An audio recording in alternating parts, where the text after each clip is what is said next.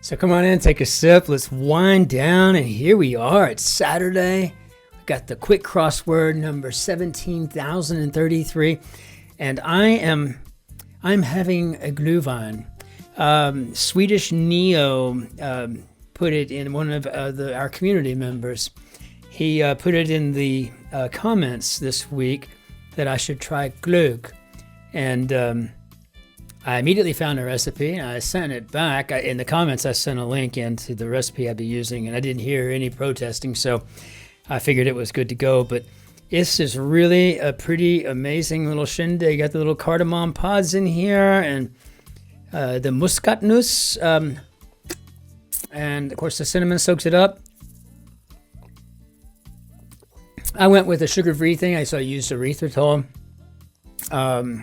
But honestly, this is a fabulous drink. If you get a chance to make yourself a Glück or a Scandinavian mulled wine, not too unlike a German Glühwein, but it's just a little bit sweeter and a little bit more bold. And I got to tell you, it's just kind of fun to make, and it makes the entire house smell like the season, right? So it's just wonderful.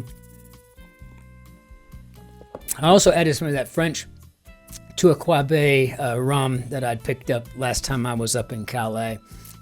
Used the whole bottle, along with 2 bottles of, I had 2 French red table wines that I put in there. They were dry wines, but they certainly hit the spot. So yeah, I say jump into it. If you get an opportunity, run down to the Tesco, grab yourself the stuff that you need to make a Glück, and have at it, because I'll tell you what, it's absolutely worthwhile. I mean, telling you right now, thank you, Swedish Neo. You made my weekend. I know what I'll be drinking all weekend. Oh, I guess I'll be taking the train tomorrow to Czech Republic and not driving. It's just a 20-minute drive for me, but I think I'll be taking the train. Okay, we'll jump into our crossword here, and it is 17,033. I'm going to very gently put the cursor in there and then back away very nicely and just pretend I wasn't there. Let's see. So I had 3 W's in a row. Yesterday I got slapped in the face. Got kind of punched in the mouth, really. So let's see. Let's see what we got here. Let's do this. Bowl, bath, or pan?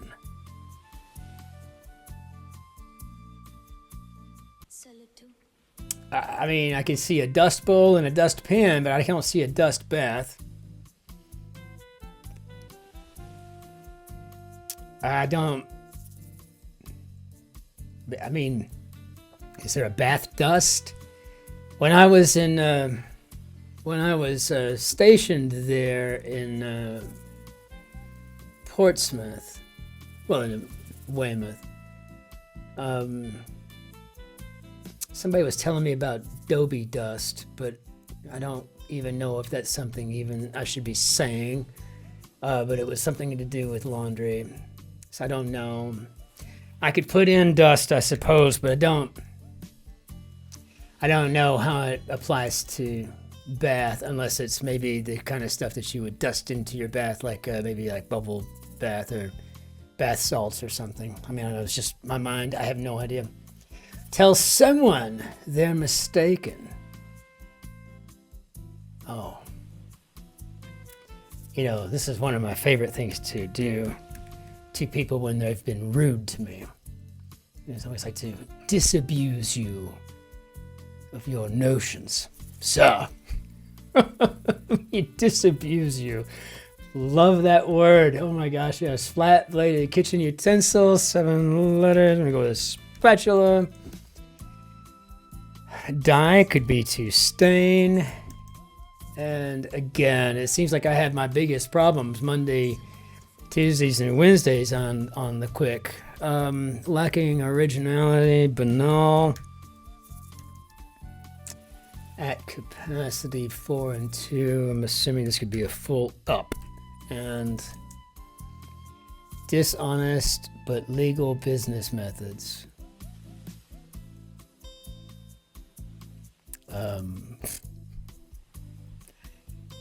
Okay. Don't even know where to begin on that one. All right, so I see that's another slap coming. Just FYI, I feel another slap coming with this one. One's unpaid. One is unpaid. Huh. Anticlimactic change in tone. Urgency. I'm gonna need a little bit more than that though. Absolute farce anagram. It shows how the wind blows. It shows how the wind blows. But an anagram of absolute farce. But I don't think I need the anagram at all. I think this was the scale given to us all by Sir Francis Beaufort, wasn't it? Yes, it was the Beaufort scale, I think. I mean, boy, I hope I'm not wrong now as I'm sitting here being so cocksure about it. But I'm pretty sure it's the Beaufort scale, and I'm pretty sure Beaufort's title and first name are Sir Francis. So I think, gosh, man, I better look that up after this puzzle so I'll know whether or not to be sitting around just waiting on someone to let me have it, right? Okay, taking in. Different. 5 letters, maybe other. I don't know. Vehement. Maybe fervid. Italian youngsters. I need a bit more than that. Fallible. Another way to say human, if you ask me. It's a deal, could be done.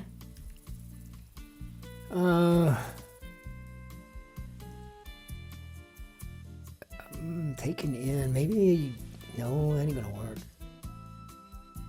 How about absorbed? So Italian youngsters could be bambini.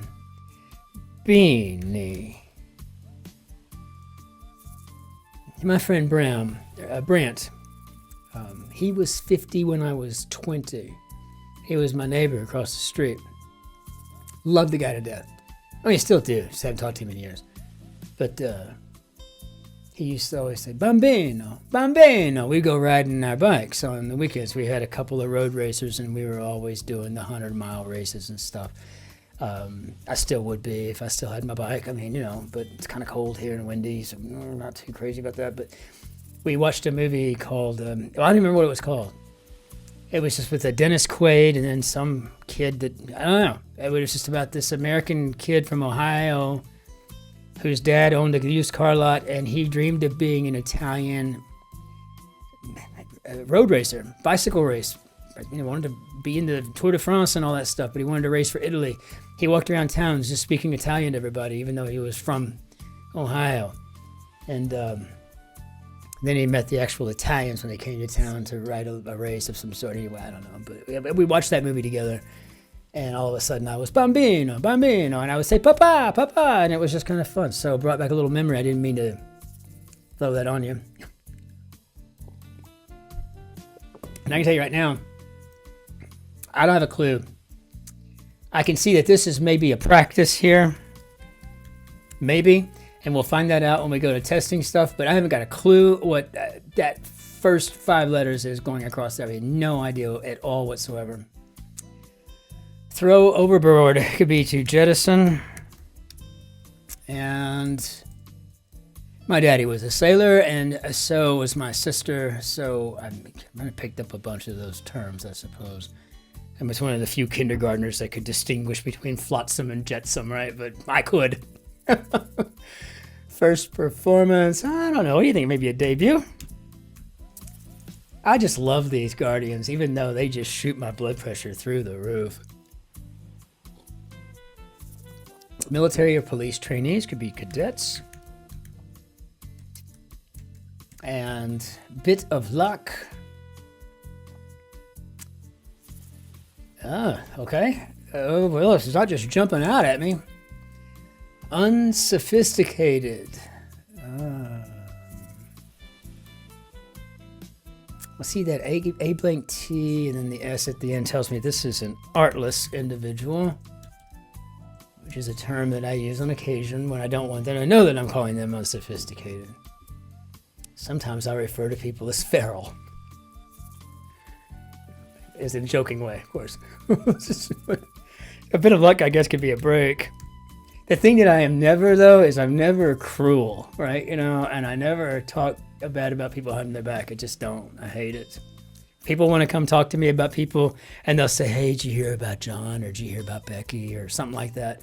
And I'm always like, hey, you know, if you're talking about them behind their back, making me think that you're going to talk about me behind my back. So, what's this? I'll do that, you know? So that's kind of how I've always been. That's just kind of a thing with me. But if somebody has it coming, I will let them know that they're rather feral, perhaps artless. If they really have it coming, I'll let them, I'll quietly or somewhat loudly disabuse them of any such silly notion. One's unpaid. I don't know just yet. Anticlimactic change in tone. I mean, I can think of like 3 things that could go in there right now. Surface impurities. Oh, come on. Salad or sandwich ingredient. So salad or sandwich. So, I mean, we're not talking about, you can't fit cheese in there. I don't know what 5-letter meat we could throw in a salad and in a sandwich.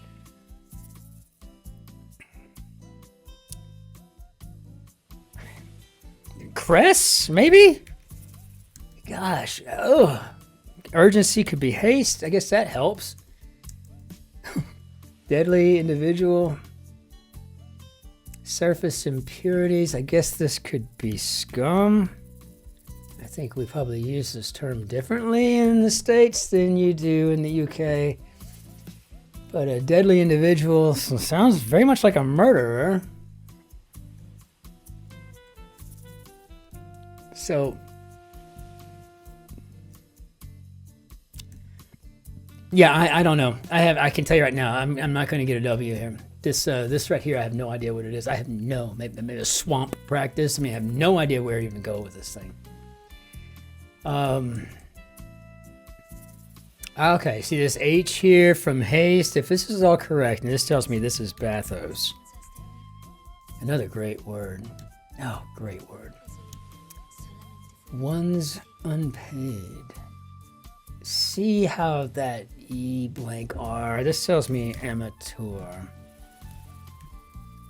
Okay. So, oh yeah, I mean, honestly, I don't know. I'm going to just go for the grins and giggles of it all. I'm going to put in a swamp practice because I don't know what it is. I mean, if I'm right, I don't even think I'm going to take the W if I'm right because I don't feel like that's right. I don't think it's like something I should win because I guessed right, but okay, let's see. So let's just check all. No. So I'm off on 2 here. What did I do wrong here? Lacking originality. I thought I said banal. Did I not spell that correctly? And I don't know what that is, if then it's not, but let me check all again. I thought I said banal and stain, so I must have just typoed myself out of what I could have gotten right, but I don't have a clue what this is, and now it's time for me to learn something new, right? Because the more you know. So here we go. Let's go ahead and reveal it. Sharp practice? Okay. I mean, I got some stuff, some learning to do. That's crazy. Sharp practice is dishonest but legal business methods. Otherwise, this grid was fabulous. I really enjoyed, I loved some of these words. Disabuse really got me excited. I loved Bambini. I loved the fact that infallible, human, that's such a great reminder. Always nice to see jettison, flotsam and jetsam of any sort in there. I thought Artless was great, and so was Bathos. I mean, this was a really awesome grid. And I don't want to just toss these out anymore. I want to be slightly more respectful, so I'm going to send them off with the same bell that I bring in, that I usher in the Benyadadu. So We will see the grid again on Monday. As we know, Sundays just do not work for me here in Deutschland, which is just fine. But I wanted to say that I heard from some wonderful folks overnight, getting a lot of comments out of the grids these days, and I just want you to know it absolutely makes my morning. I get out of the shower in the morning and I sit down and I make an espresso, and I sit and I open up my laptop or the iPad or whatever the case may be, and I just go through the comments and I try to respond to everybody. I try to just talk with folks, and I mean, it's not like it's hard work. It's just having a conversation, but they're really very touching to me, and I want to say thank you for that. And so until I see you all tomorrow or on Monday again for The Guardian, but you will find us here tomorrow for the New York Times Mini and the Sunday grid, which is a ginormous thing. If you've never seen the Sunday puzzle from the New York Times, it's pretty intensely big. So we'll go to bring down our Banier d'adieu. And until we see you tomorrow, ich wünsche Ihnen einen schönen Tag noch. Auf Wiedersehen. Tschüss. Servus. Grüß Gott. Ciao. Cin-Cin. Au revoir. Que tengas un lindo días. Be well. Take care of yourselves, your friends, your neighbors. Be especially kind to the person behind you in the queue. Be well, my friends.